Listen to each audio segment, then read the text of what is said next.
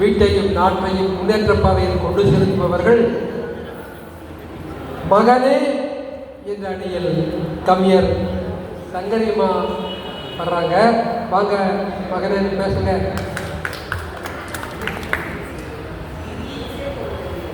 கண்டு மாரியம்மனுக்கு திருநாளாம், அவள் முகத்தழகை காண வரும் ஒரு நாளாம். சிங்கார தேரிலே ஊர்வலமாம், அவர் சித்திரை பூ மாலையிலே தோரணமாம். சிங்கார தேரில் வர ஊர்வலமாம், சித்திரை பூ மாலையிலே தோரணமாம். தண்டுமாரியம்மனின் பாதம் பணிந்து நல்லதொரு தலைப்பை பட்டிமன்றத்திற்கு வழங்கி சிறப்பாக நடத்தி கொண்டிருக்கும் ஐயா அவர்களுக்கு வணக்கத்தை தெரியப்படுத்தி, இங்கு அமர்ந்திருக்கும் என் பேச்சாளர்களுக்கும் அனைவருக்கும் தமிழ் உறவுகளுக்கும் என் வணக்கத்தை தெரியப்படுத்திக் கொள்கிறேன் பேரூர் தமிழ் மன்ற சார்பில். அதாவது ஐயா, இன்றைய சூழலில் மகனா மகளான்னு கேட்டுட்டாங்கய்யா. ஆனால் இவங்க என்னென்னவோ பேசிட்டு போயிருக்காங்க அவங்க ரெண்டு பேரும். அதாவது மகளிரோட கஷ்டங்களையும் அவங்களோட முன்னேற்றம் பற்றி தான் பேசிக்கிட்டாங்களே ஒழிய, இன்றைய சூழல் நாட்டையும் வீட்டையும் நல்ல முன்னேற்ற பாதையில் எடுத்து செல்பவர்கள் மகளா தான் தலைப்பு. அந்த தலைப்பையே விட்டுட்டு வேற எதையோ பேசிட்டு போயிருக்காங்கயா.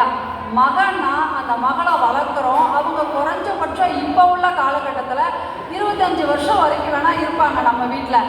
அவங்க வீட்டுக்காக என்ன செய்கிறாங்கன்னு எனக்கு தெரியல. வீட்டுக்காக ஏதாவது நல்லது செய்கிறாங்களா? அவங்கள படிக்க வைக்கிறது, அவங்க அப்பாவை படிக்க வைக்கிறாங்க. அப்போ அந்த இடத்துல மகன் தான் இருக்காங்க.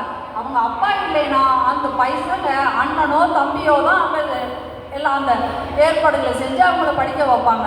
அப்போ இதில் எங்கே மகள் வீட்டை பார்க்குறாங்கன்னு சொல்கிறாங்கன்னு எனக்கு புரியல. அவங்க படித்து முடித்து வேலைக்கு போனாலும் அவங்களோட பணத்தை அவங்களோட சேமிப்புக்கும் அவங்க நகை செய்கிறதுக்கும் அவங்களோட திருமணத்துக்கும் தான் பயன்படுத்துவாங்களே தவிர வீட்டுக்காக அவங்க எந்த இதுவும் பயன்படுத்த மாட்டாங்க. அதாவது சகோதரிங்க 2 பேர் அருமையாக பேசிட்டு போனாங்க. பாண்டிச்செல்வி சகோதரியாகட்டும், நந்தினி சகோதரியாகட்டும், நல்லா பாட்டெல்லாம் வேறு பாடினாங்க, சூப்பராக பாடினாங்க. அதாவது தண்டுமாரியம்மனையே துணைக்கு கூப்பிட்டுக்கிட்டாங்க. தண்டுமாரியம்மனை எதுக்கு துணைக்கு கூப்பிட்டாங்கன்னா, இது கோயிலில் நடக்குது இந்த பட்டிமன்றம். ஆனால் தண்டுமாரியம்மனோட வரலாறு என்ன தெரியுமா? இந்த படை வீரர்கள் வந்ததுனால தான் தண்டுமாரியம்மனே இந்த படை வீரருக்கு காட்சி அளித்து இந்த தண்டுமாரியம்மன் உருவாச்சு. அந்த கதையை நான் கடைசியாக சொல்கிறேன். இப்போ அவங்களோட பேச்சுக்களை நான் கொஞ்சம் சொல்லிவிட்டு அப்புறம் என்னோடய பேச்சுக்கு போகிறேன். அதாவது சகோதரி சொன்னாங்க, இங்கே இருக்கிறவங்கெல்லாம் சாட்சி, இங்கே எல்லாம் மகளிராக இருக்காங்க. அப்படி பார்த்தா எனக்கு ஒன்றும் தெரியல. எல்லாரும் ஆண்மகன் தான் இங்கே நிறைய பேர் இருக்கிற மாதிரி தெரியுது. மகளிர்கள் இருக்கிற மாதிரி எனக்கு தெரியல. அப்படியே மகளிர்கள் இருந்தாலும் அந்த மகளிர்கள் ஆண் துணையோடு வந்திருக்காங்க. வீட்டுக்கு போகும்போது துணைக்கு அவங்க வேணும்னு தான் வந்திருக்கிறாங்க. அவங்களையும் அழைச்சிட்டு போகிறதுக்கு ரெடியாக இருக்கிறாங்க. அப்புறம் சகோதரி பேசினாங்க, எங்கள் அணியில் ஒரு சகோதரி பேசுனதுக்கு அவங்க சொன்னாங்க, அதாவது ஆசிரியர்கள் இத்தனை குழந்தைங்களை நீங்கள் காப்பாற்றுறீங்க, அவங்கள உருவாக்கி விடுறீங்க, அப்போது நீங்கள் நாட்டுக்கு செய்கிறதுனா ஒரு பெண் தானே அப்படின்னாங்க. அந்த பெண்ணையும் கூட்டிகிட்டு வந்தது ஒரு ஆண் மகன் தான். அதனால தான் அந்த பெண் வர முடிஞ்சுது. அதை மறந்துட்டு பேசிகிட்டு இருக்கிறாங்க. அப்புறம் இந்த பட்டிமன்றம் ஆரம்பிக்கிறதுக்கு முன்னாடி அணி தலைவராக பேச வேண்டியது என்னோட சகோதரர் அர்ஜுன் தாங்க. ஆனால் மேடை ஏறும் போது என்ன நினைச்சாரோ தெரியல, மகளிரை 2 பேரையும் பேச விட்டுட்டு கடைசியாக அந்த மகளிர் அணியை காப்பாற்றணுன்னு அந்த ஆண்மகன் கடைசியாக பேசணும்னு முடிவெடுத்தாருங்க. அப்போ இதிலிருந்தே தெரியலையா, மகளிர் ஆணை சார்ந்து தான் இருக்க வேண்டி இருக்கிறது. பெண் என்னதான் முன்னேறட்டும், படிக்கட்டும், வேலைக்கு போகட்டும், விஞ்ஞானம் எல்லாத்தையும் நான் ஒத்துக்கிறேன். அவங்க சொல்றது பொய் இல்லை, உண்மைதான். எல்லாத்துலேயும் முன்னேறி தான் இருக்கிறோம். ஆனால் அந்த ஆண்மகனை நம்பி தான் நாங்கள் இன்னை வரைக்கும் இருக்கிறோம், இனிமேலே இருக்க முடியுமே தவிர தனிச்சையாக பெண்ணால் எதுவுமே இயங்க முடியாது. நதிகளோட பாட்டெல்லாம் அழகாக பாடினாங்க 2 சகோதரி, நான் இல்லைன்னு சொல்லலை. அந்த நதிகளும் சங்கமமாகிறது கடலில் தான் அங்கே போய் சங்கமாகுது. வெறும் நதியாக மட்டும் இருந்தால் அதில் யாருக்குமே பிரயோஜனம் இல்லைங்க. அது மாதிரி ஒவ்வொரு நதியும் மாதிரி ஒவ்வொரு பெண்ணும் ஆணோட தானே அங்கே சங்கமமாக முடியும். எப்படிங்க நீங்கள் தனியாக இருந்து சமாளிக்க முடியும்னு நினைக்கிறீங்க? முடியவே முடியாதுங்க. அப்புறம் சகோதரி இன்னொரு கதை சொன்னாங்க, குழந்தையாக இருக்கும்போது நாங்கள் சாப்பிட்ற சாப்பாடு டைரெக்டாக போகாது, வெத்தமாக போய் தான் போகணும்னு ஒரு கதை சொன்னாங்க. அது இயற்கைங்க, ஆண்டவன் படைச்சதே அப்படிதான். டைரெக்டாக போனால் அந்த கருவே உருவாகாது, இறந்து போயிருங்க. அது எப்படிங்க டைரெக்டாக போக முடியும்? ரத்தத்தால் போகிறது தாங்க ஒவ்வொரு உயிருக்கும் உண்டானதுங்க. அது நம்ம மகனுக்கான்னு விதிக்கப்பட்டது இல்லை, அது எல்லா உயிர்களுக்குமே கடவுள் கொடுக்கப்பட்டதுங்க. அப்புறம் அவங்க சொன்னாங்க, இன்னொரு பாட்டு அழகாக நல்லா பாடுனாங்க, ஆனால் அருமையாக பாடுனாங்க. அதுக்கே அவங்கள பாராட்டணும். கண்ணுறக்கத்தை பற்றி பாடினாங்க. சித்தி படத்தில் வர்ற பாட்டு, சரியான பாட்டு. ஆனால் இப்போ உள்ள குழந்தைங்க அவங்க தலைப்பையே மறந்துட்டு பேசுகிறாங்க. இன்றைய சூழ்நிலையில் தெளிவாக கொடுத்துருக்காங்க. எந்த குழந்தையாவது இன்றைய சூழ்நிலை 6 மணிக்கு எழுந்திரிச்சு நீங்கள் பொம்பளை பிள்ளைங்களை பார்த்துருக்கீங்களா? எல்லாரும் 10 மணிக்கு தான் எழுந்திருக்கிறாங்க. 10 மணிக்கு எழுந்திரிச்சு மிட் நைட்டில் ஏன் என்னை எழுப்புனேன்னு அம்மாட்ட சண்டை போடுறாங்க. இல்லை எந்த வேலையாவது செய்கிறாங்களா பெண் குழந்தைங்க? படிக்கிறாங்க, நான் இல்லையே சொல்ல. படிச்சுட்டு வேலைக்கு போகிறாங்க. வேலைக்கு போய் அவங்க சம்பாதிக்க பண்ணிட்டு அவங்க கல்யாணம் பண்ணிட்டு போயிடுறாங்க. இதில் வீட்டை எங்கெங்க காப்பாற்றுறாங்க? ஒன்றும் கிடையாது. எழுந்திருக்கிறதே 10 மணி. இவங்க அதில் ஒரு தடவை தான் தூங்குறாங்களாம், அப்புறம் கடைசியாக சாகும் போது தான் தூங்குறாங்களாம். யார்கிட்ட வந்து கதை விட்டுருக்குறீங்க சகோதரி? நீங்கள் அதெல்லாம் தெரியாமையே பண்ணிட்டு இருக்கீங்க. அப்புறம் இன்னொரு கதை சொன்னாங்க. 100 ரூபா கொடுத்தா உண்டியில் போட்டு சேமித்து வைப்பாலாம் பொண்ணு. அவளுக்கு மேக்கப் பண்ணுறதுக்கே 100 ரூபா பத்தாது. லிப்ஸ்டிக்கே 150 ரூபா, 250 ரூபா, 350 ரூபான்னு போயிட்டு இருக்குது. இதில் அவள் 100 ரூபா கொடுத்தா எங்கே உண்டியில் போடுவாள்? அப்பாவோட பணம் ஃபுல்லாக மேக்கப்புக்கே போயிட்டு இருக்குதுங்க. அது தெரியாமல் சொல்லிட்டு இருக்கிறாங்க. நிறைய பேசிட்டு இருக்காங்க 2 பேரும். ஆனால் அதுக்கெல்லாம் ஒரு ஆண்மகன் கடைசியாக சாட்சி சொல்கிறதுக்காக வச்சுட்டு தைரியமாக பேசிட்டு இருக்கிறாங்க. நந்தினி சொன்னாங்க, எல்லாம் தாய்மாமா வாங்கி கொடுக்க வேண்டாம், எங்கள் அம்மா வாங்கி தருவாங்கன்னு தான் சொன்னாங்க. எங்கள் அப்பா வாங்கி தருவாங்கன்னு கூட அப்போ சொல்லலை, அவங்க அம்மாவை தான் சொன்னாங்க. அம்மா எப்படிங்க வாங்கி தருவாங்க? அவங்க அப்பாட்ட கேட்டு தாங்க வாங்கி தர முடியும். அவங்க அப்பா பணம் இல்லாமல் எங்கெங்க வாங்கி தருவாங்க? அவங்க அம்மா வேலை பார்த்தாலும் அப்பாவோட அனுமதி இருந்தால் தான் நாங்கள் வாங்கி கொடுக்க முடியும். இல்லை நான் வாங்கி கொடுக்க முடியுமா? இந்த காலத்து பெண்கள் எங்கேயாவது சமைக்கிறாங்களாங்க? சமைக்கிறது கிடையாது. குக் பண்ணி சாப்பிடுங்கன்னா அவங்க புக் பண்ணி சாப்பிட்றாங்க. இதில் அவங்க வீட்டை பார்த்துக்கிறாங்களாம். வீட்டை பார்க்குறதுனா என்னங்க? சமையல் பண்ணி குழந்தைங்களை பார்த்து கணவனை பார்த்து அந்த வேலைகளையும் செஞ்சு ஆஃபீஸ் வேலைக்கு போனால் பரவாயில்ல. ஆனால் இவங்க எல்லாமே புக் பண்ணி தான் செய்கிறாங்க. அவங்களாலேயே அவங்கள பார்த்துக்க முடியாத சூழ்நிலையில் இவங்க எப்படிங்க வீட்டை பார்த்துக்குவாங்க? வீட்டை பார்த்துக்க முடியாது. இதே அந்த காலத்தில் சொல்லுவாங்க, தூத்துக்குடியில் முத்து குளிக்க போகிற நிகழ்ச்சின்னு ஒன்று நடக்கும். முத்து குளிக்க போகிறதுனா மச்சனை கயிறை கொடுத்துட்டு தான் அவன் முத்து குளிக்க போவான். ஏன்னா அவனுக்கு ஒரு தைரியம். ஏன்னா அவனோட வாழ்க்கையே அந்த தங்கச்சியை நம்பியோ அக்காவை நம்பியோ அந்த கயிறு இருக்குங்கிறதுனால அவன்கிட்ட தைரியமாக கொடுத்துட்டு போவாங்க. அப்படி இருக்கும்போது மகன் தானங்க அங்கே முன்னாடி நிற்கிறான். எந்த காலத்துலேயும் ஒரு குழந்தையாட்டை கொடுத்துட்டு போவோம், ஒரு நாத்தனாட்டை கொடுத்துட்டு போவோம்னு சொல்லலைங்க. மச்சனா இருந்தால் மலையேறி குலைக்கலான்னு சொல்லுவாங்க. அப்படி இருக்கும்போது எந்த இடத்துலையாவது பெண் குழந்தைங்களை அங்கே முன்னிறுத்துறாங்களா? கிடையாது. அப்போ வீட்டை பார்த்துக்கிறதும் அந்த ஆண்மகன் தானே. எங்கள் அணித்தலைவர் நல்லா பேசினார். ஏன்னா அத்தனை குடும்பத்துலேயும் ஒரு ஆண்மகன் இருந்தால் போதும், அந்த ஆண்மகன் தன்னோட குடும்பத்தை நல்லா காப்பாற்றுவான்னு நம்பி தானே ஒவ்வொரு குடும்ப தலைவரும் இருக்காங்க.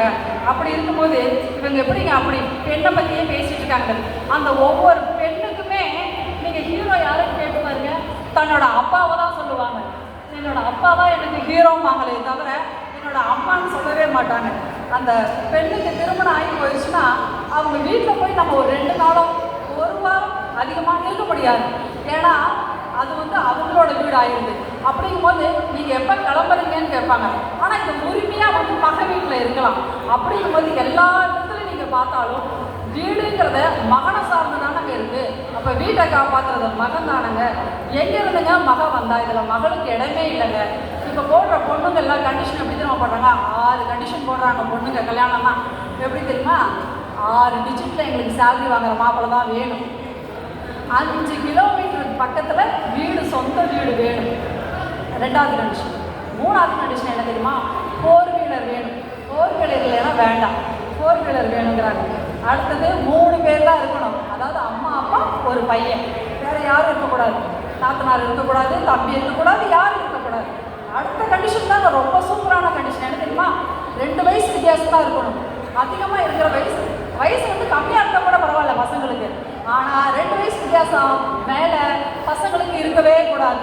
அப்படி இருந்தால் தான் கல்யாணம் பண்ணிட்டு வைக்கிறாங்க. கடைசி கண்டிஷன் என்ன தெரியுமா? ஒரே ஒரு குழந்தை தான் பெற்றுக்குவோம், அதுவும் எங்கள் இஷ்டப்படி எங்களுக்கு எப்போ முடியுமோ அப்போ தான். இப்படி 6 கண்டிஷன் போட்டு தாங்க பெண்களே கல்யாணம் பண்ணிக்கிறாங்க. இவங்க எப்படிங்க வீட்டை பார்த்துக்குவாங்கன்னு நினைக்கிறீங்க? வீட்டை பார்த்துக்கிறது எங்களுக்கு சான்ஸே கிடையாதுங்க. அப்புறம் நாட்டை பார்த்துக்கிறேங்கிறாங்க. இவங்க நாட்டை எங்கே பார்க்குறாங்க? இவங்களால வீட்டையே பார்க்க முடியல. அப்படி இருக்கும்போது இவங்க எப்படி நாட்டை பார்த்துக்கிறாங்கன்னு எனக்கு தெரியல. இந்திய இராணுவத்தில் அதிக வீரர்களை கொண்ட மாவட்டம் எதுனா நம்ம வேலூர் மாவட்டம் தாங்க. அதில் தான் கம்பவன் என்ற பேட்டை கிராமமே இராணுவ வீரர்களை உருவாக்கிட்டு இருக்கு. அவ்வளோ இராணுவ வீரர்களை உருவாக்குற மாவட்டமாக அந்த வேலூர் மாவட்டம் திகழுது. ஆனால் பெண்களுக்கான மாவட்டம் இன்னும் எதுவுமே இல்லைங்க. படை வீரர்களை கொண்ட மாவட்டம் அந்த மாவட்டம் தாங்க. சரி, தருமபுரி ஆகட்டும், கிருஷ்ணகிரி ஆகட்டும், அதிலெல்லாம் பயிற்சி கொடுக்குறாங்க இராணுவ வீரர்களுக்கு. அப்படி இருக்கும்போது இன்னொரு இடம் கூட இப்போ நம்ம தேனி மாவட்டத்தில் கூட பயிற்சி கொடுக்குறாங்க. கலரிங்கிற பயிற்சி கொடுக்குறாங்க. நம்ம படைகளுக்கான தனி பயிற்சி சிறு வயதிலிருந்தே மகன்களுக்கு கொடுக்குறாங்க. எந்த மகளாவது போக சொல்லுங்க பார்ப்போம். இவங்க எழுந்திருக்கிறதே 10 மணிங்க. இவங்க படை வீரர்களாக போய் இவங்களால என்ன சாதிக்க முடியும்னு நினைக்கிறீங்க? இவங்களால ஒன்றும் பண்ண முடியாது. இல்லை, இவங்க மேரேஜ் ஆகி இவங்களுக்கு டெலிவரி ஆகுதுன்னா அதுக்கு 6 மாதம் விடுப்பு கொடுக்குறாங்க. ஐடி கம்பெனிலேயே 6 மாதம் சேலரியோடு விடுப்பு கொடுக்குறாங்க. அப்போவாது இவங்க குழந்தைங்களை பார்த்துக்கிறாங்களான்னா அதுவும் பார்த்துக்க மாட்டாங்க. அப்பவும் செல்ஃபோனை தான் பார்த்துக்கிட்டு இருக்காங்க. அந்த குழந்தைக்கும் செல்ஃபோனை கையில் கொடுக்குறாங்க. அப்படி இருக்கும்போது இவங்க படை வீரர்களாக நாட்டை எப்படிங்க காப்பாற்றுவாங்க? காப்பாற்றுறதுக்கு வாய்ப்பே இல்லை இல்லையா? ஐயா, திப்பு சுல்தான் ஆங்கிலேயரை விரட்டுறதுக்காக படை திரட்டி வந்த இடம் தாங்கிய நம்ம கோயம்புத்தூர் இடம். அந்த இடத்துல தண்டுமாறி படை வீரரோட கனவுல தண்டுமாரியம்மன் காட்சி அளித்து, நான் இந்த மரத்துக்கு கீழே இருக்கிறேன், என்னையை எடுத்து சாமி கும்பிடுங்கன்னு சொன்ன வரலாறு பெற்ற பூமிங்க இது. அப்போ தண்டுமாரியம்மனுக்கே ஒரு படை வீரன் தேவைப்படுதுன்னா நம் நாட்டுக்கும் வீட்டுக்கும் படை வீரன் தான் தேவைப்படுறாங்க. யாரோட மகளோட கனவுலையும் தண்டுமாரியம்மன் வரலங்க. படை வீரன் கனவுல தான் தண்டுமாரியம்மன் வந்தார். அது தெரியாமையே பேசிட்டு இருக்காங்க. தண்டுமாரியம்மன் வர சாட்சிக்கு கூப்பிட்டுட்டே இருக்கிறாங்க. சங்க காலத்திலிருந்து இந்த காலத்து வரைக்கும் படை வீரர்களுக்கு நான் அனுப்புறதுனா ஆண்மகனை தாங்க நம்ம முன்னிறுத்து அனுப்புகிறோம். இதுக்கு என் கணவரே ஒரு சாட்சிங்க. என் மாமியாருக்கு 2 பசங்க 2 பொண்ணு. ஆனால் என் கணவர் மூத்த பையன் அவங்கள தாங்க படை வீரனுக்காக அனுப்புனாங்க. இராணுவத்தில் பணிபுரிச்சுட்டு வந்திருக்காருங்க என் கணவர். அப்போ அங்கே ஒரு மகன் தானங்க நிற்கிறாங்க. படை வீரனா நின்று அந்த பணியை சிறப்பாக செஞ்சுட்டு வந்திருக்காங்க இல்லையா? அதே மாதிரி ஒரு தாயை பார்த்துக்கிறதும் தாய் நாட்டை பார்த்துக்கிறதும் மகனே மகனே என்று சொல்லி வாய்ப்பளித்த நல்லுள்ளங்களுக்கு நன்றி கூறி விடைபெறுகிறேன். நன்றி, வணக்கம்.